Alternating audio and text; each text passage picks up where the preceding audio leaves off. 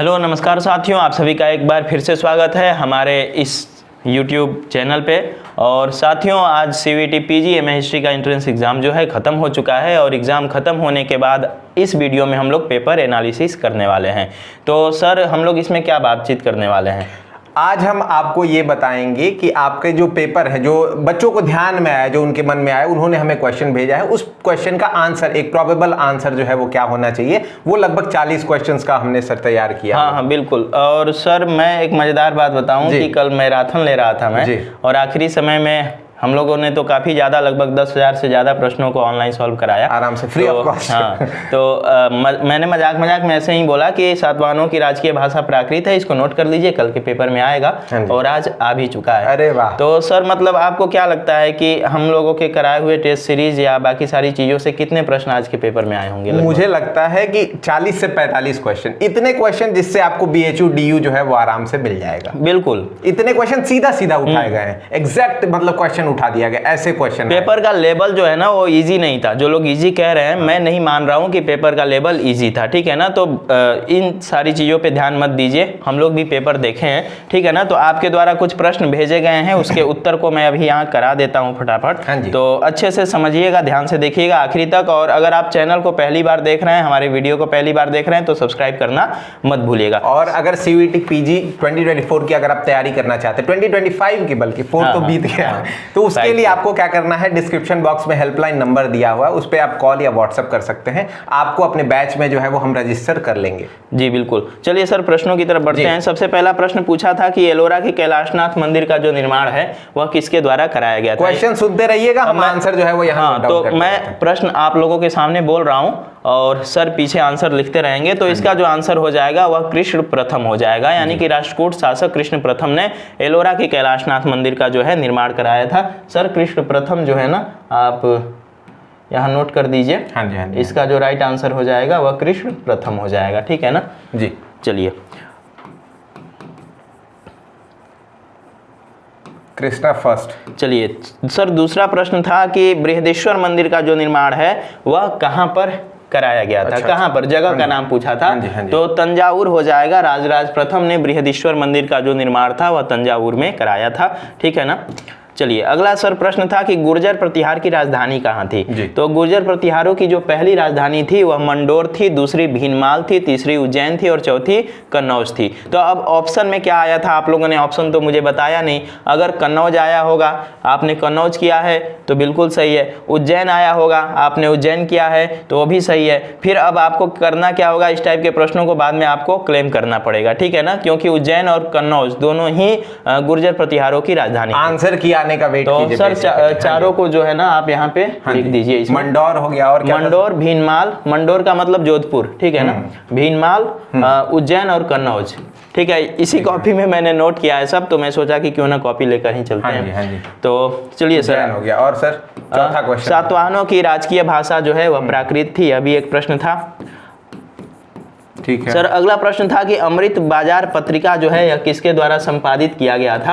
अमृत बाजार पत्रिका। तो इसका जो राइट आंसर होगा शिशिर कुमार घोष और मोतीलाल घोष, ठीक है ना जी। हाँ, मोतीलाल, तो मोतीलाल घोष होगा। घोष है कि शिशिर कुमार घोष है? शिशिर कुमार घोष और मोतीलाल घोष, घोष ही है। ओके, ठीक है ना। अगर घोष या नेहरू कुछ भी होगा, क्योंकि ये मोतीलाल नेहरू होना चाहिए। अच्छा, मोतीलाल नेहरू होना चाहिए, ठीक है, नोट कर लीजिए। तो अगर ऑप्शन में दोनों में से कोई एक रहा होगा, आपने किया है तो बिल्कुल सही। विक्रमशिला विश्वविद्यालय की स्थापना जो है यह धर्मपाल के द्वारा कराया जाता है, सर इसको नोट कर लीजिएगा। कोई हमको तक्षशिला भेजा था, तो भाई तक्षशिला नहीं आया था, शायद विक्रमशिला आया था। तो विक्रमशिला की स्थापना धर्मपाल कराते हैं। हैदराबाद में चार मीनार का जो निर्माण है सर, वो कुली कुतुब शाह के द्वारा कराया जाता है, ठीक है ना, 1591 में कुली कुतुब शाह चार मीनार का निर्माण। यही देखिए, अगर मैं कुछ प्रश्न गलत बता रहा हूं क्योंकि आप ही लोग भेजे हैं, तो आप लोग भी कमेंट कर सकते हैं। अगर इस वीडियो को देख रहे हैं तो हम लोग फिर से एक पूरे प्रश्नों का जो है ना एक पूरा वीडियो लेकर, ये याददाश्त आधारित, बेसिकली बच्चों को जो याद आया है उसके आधार पर हमने क्वेश्चन किया है। बिल्कुल। सर, गोल गुंबद का निर्माण किसने कराया था? यही प्रश्न था, गोल गुंबद का निर्माण। तो 8वें नंबर का जो आंसर हो जाएगा सर, वह हो जाएगा मोहम्मद आदिल शाह, ठीक है ना जी, मोहम्मद आदिल शाह। चलिए, सर अगला जो प्रश्न था वह था कि बोरोबुदुर में जो मंदिर बनवाए गए थे, स्तूपा बनवाए गए थे, तो यह बोरोबुदुर कहाँ पर है? तो जावा, अगर ऑप्शन में जावा था तो जावा होगा, इंडोनेशिया था तो इंडोनेशिया होगा। तो जावा इंडोनेशिया दोनों आप लिख दीजिए। एक तेंगा करके जगह है वो भी लिख दीजिए, सेम जगह का नहीं नाम है, ठीक है ना, तेंगा। चलिए, राजगीर का जो प्राचीन नाम था क्या था? 10वें नंबर का जो राइट आंसर हो जाएगा मेरे प्यारे बच्चों वह हो जाएगा गिरिब्रज, ठीक है ना। गिरिब्रज या राजगिरी जो था यह राजगीर का प्राचीन नाम था, गिरिब्रज या फिर राजगिरी, ठीक है।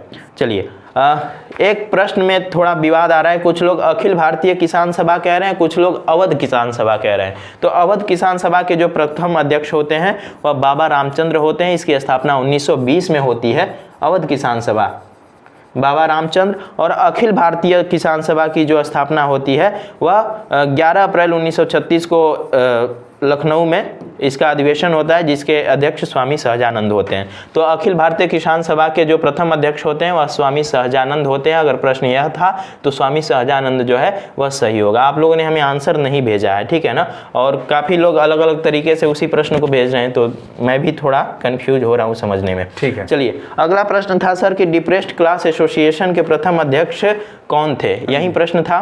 तो सर इसका जो आंसर हो जाएगा वह राव बहादुर MC राजा हो जाएगा, ठीक है ना।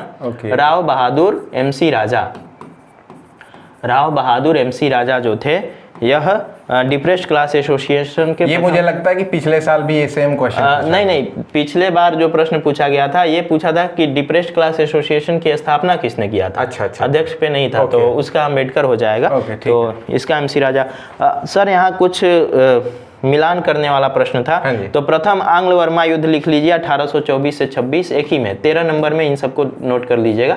प्रथम आंग्ल वर्मा युद्ध, एंग्लो वर्मा युद्ध जो हो जाएगा यह 1824 से 26 हो जाएगा।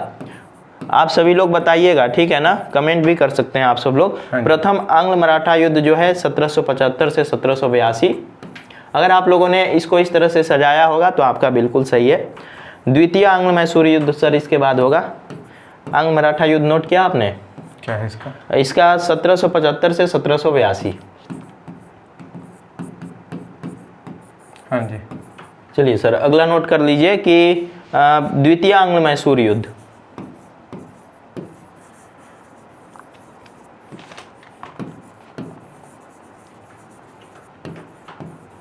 जी सर, 1780 से 1784। और इसके बाद जो था आंग्ल नेपाल युद्ध था जो कि 1814 से 16 तक होता है। सुगौली की संधि यहाँ पर हो जाएगी। हाँ बिल्कुल, तो इसको इस तरह से मिलान करना था। सर अगला प्रश्न जो हो जाएगा काफ़ी ज़्यादा जो है मिडाइबल का काफ़ी वायरल प्रश्न है और कई बार इसका उत्तर भी हमारे द्वारा आपको बताया जा चुका है कि शाहजहां का वल्ख अभियान जो था यह कब हुआ था? हाँ जी। वल्ख या फिर बदख्शा का जो अभियान था वह कब हुआ था? तो 1646-47 कर दीजिए सर, ठीक है ना। अगर आपने इसको ऑप्शन में होगा और आपने इसको किया होगा तो आपका बिल्कुल सही है। यह मुराद और अली मर्दान जो है सबसे पहले जाते हैं इस अभियान को समाप्त करने के लिए, शाहजहां के द्वारा भेजे जाते हैं। सर अगला प्रश्न है कि सुभाष चंद्र बोस ने अस्थायी सरकार का जो गठन है वह कब किया था? तो अस्थायी सरकार का गठन जो है 21 अक्टूबर 1943 को जो है ना सिंगापुर में किया जाता है। 1943, 21 अक्टूबर 1943 सिंगापुर, ठीक है। सर अगला प्रश्न था कि रिचर्ड स्ट्रेची आयोग जो है यह कब आया था? तो 1878, कुछ लोग 1880 भी कह रहे हैं, ठीक है ना। 78 ही सही आंसर। अकाल आयोग था बाबू। हाँ अकाल आयोग था। चलिए सर अगला प्रश्न है कि सरला देवी चौधरानी जो है यह किससे संबंधित थी? यही प्रश्न था कि सरला देवी चौधरानी जो है यह किससे संबंधित थी? तो ये जो थी ना प्रथम महिला संगठन की अध्यक्ष होती हैं, भारत स्त्री महामंडल जो है ना, भारत स्त्री महामंडल की अध्यक्ष होती हैं सरला देवी चौधरानी। इनको पंजाब का शेरनी भी कहा जाता है, ठीक है ना। महिला संगठन नाम लिख दीजिए सर, सरला देवी चौधरानी, आपको नाम लिखना है भारत स्त्री महामंडल।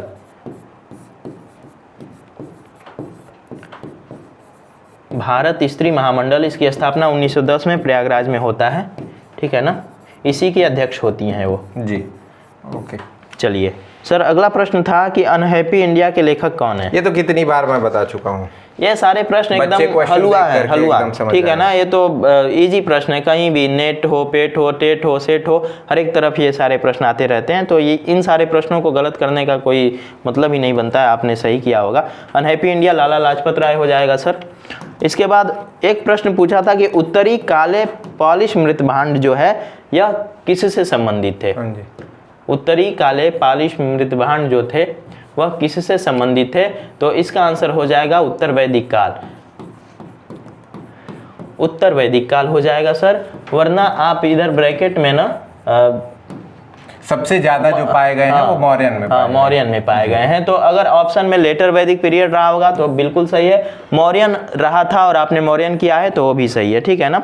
इसके बाद इब्न बतूता जो है यह मोहम्मद बिन तुगलक के समय में आता है, ठीक है। इब्न बतूता जो है मोहम्मद बिन तुगलक के समय में आता है, आप सभी लोगों को पता ही है। मोहम्मद बिन तुगलक ने दोआब में कृषि के विकास के लिए दीवाने अमीर कोही की स्थापना किया था।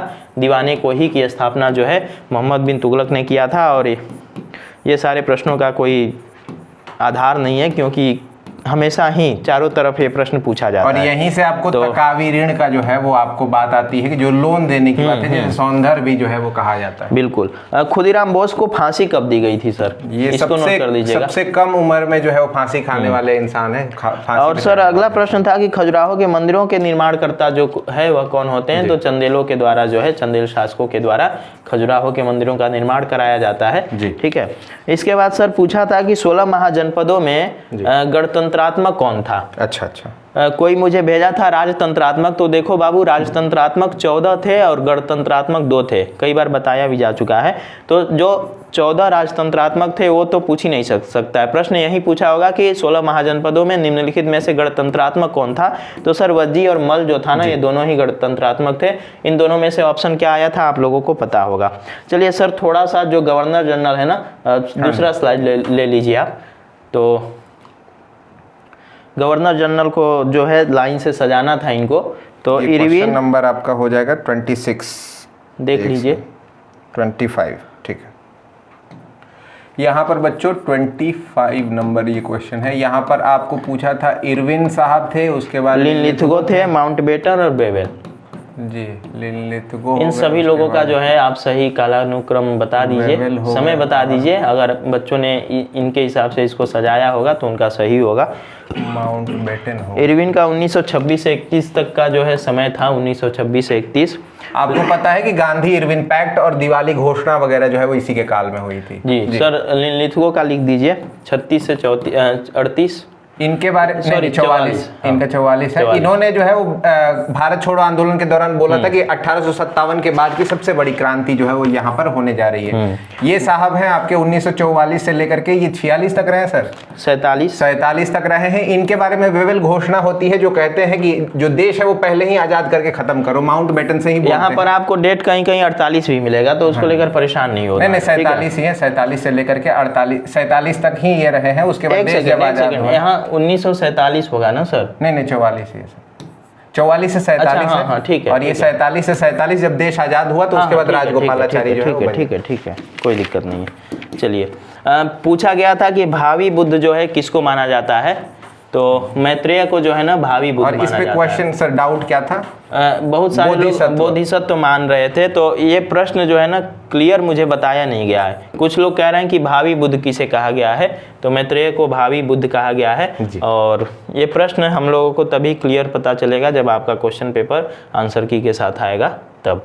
सर अगला प्रश्न जो था कि चोलकालीन कविताओं को क्या कहा जाता था संगम काल में। तो कविताओं को पत्तु पातु इत्तु थोकई कहा जाता था, ठीक है ना। तो अगर ऑप्शन में ये रहा होगा और आपने इसको किया होगा तो बिल्कुल सही है। बाकी हो सकता है कि प्रश्न कुछ और भी हो, ठीक है ना। बाकी अभी तक तो जितना मुझे समझ में आया तो मैं सोचा कि बता दूं आप लोगों को इतना।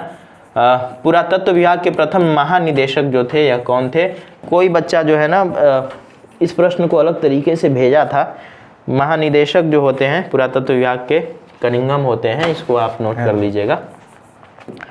कुछ तरीके अलग अलग तरीके जो है ना प्रश्न आ रहे हैं आप लोगों के। तो चलिए अगर आपको प्रश्न सही याद है तो उसका उत्तर हमें आप जरूर से दीजिएगा, ठीक है। इसके बाद सर है नोट कर लीजिए नीचे कुछ लाइन से सजाना था। सार्थवा किसे कहा जाता था, श्रेष्ठी कौन था, मणिग्रामम कौन था।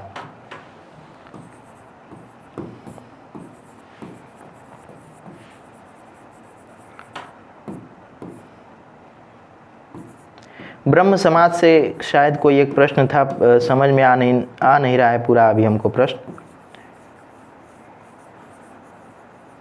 कि ब्रह्म समाज की स्थापना किसने करा था या इस टाइप से कुछ। तो सार्थवाह जो थे सर वो व्यापारियों के काफिला को जो था उसको सार्थवाह कहा जाता था, व्यापारियों का काफिला।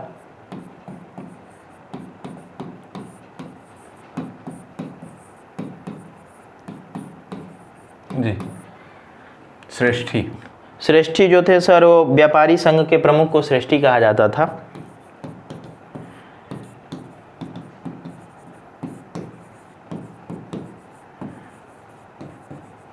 जी। और मणिग्रामम जो था सर वो मध्ययुगीन व्यापारी संघ था, ठीक है ना। मध्यकाल में व्यापारी संघों को मणिग्रामम कहा जाता था।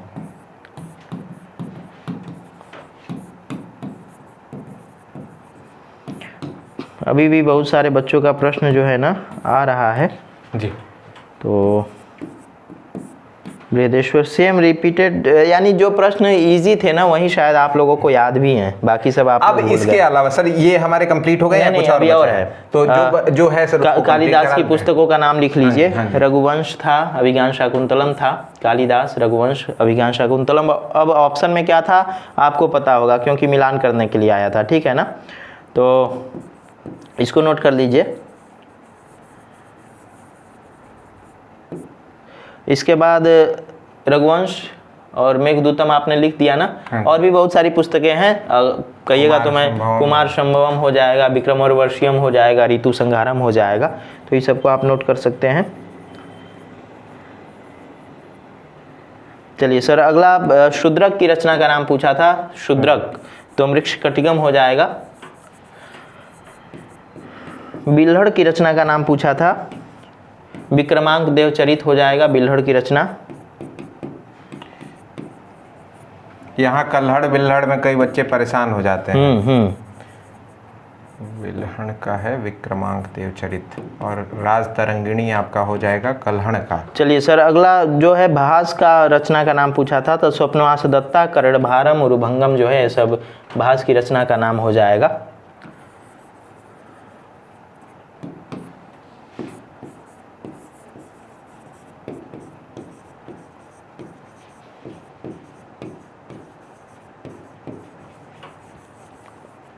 कंप्लीट हो गया सर।